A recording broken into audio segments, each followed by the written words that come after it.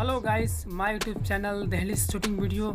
क्योंकि मैं आज बताने वाला हूँ अपने चैनल के माध्यम से जितने बिहार का सिंगर है, जो नए सिंगर है, जो परेशानी में रहते हैं, उसको वीडियो बनाने में बहुत सारा कठिनाई झेलना पड़ता है, बहुत परेशानी झेलना पड़ता है।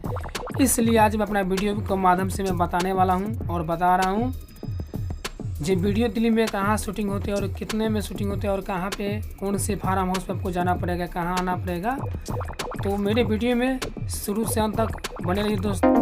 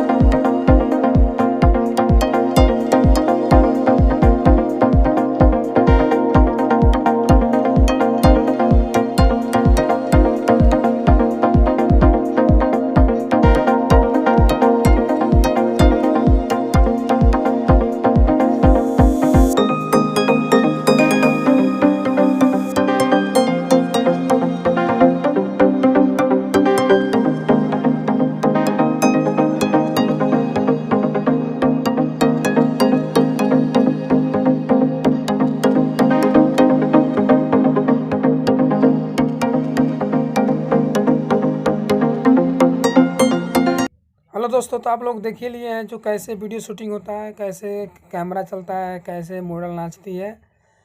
वीडियो आप लोग को दिखाई दिए। ये शूटिंग हो रहा था दिल्ली में, आयुष्मान फार्म हाउस में शूटिंग हो रहा था। आप लोग भी कराना चाहते तो संपर्क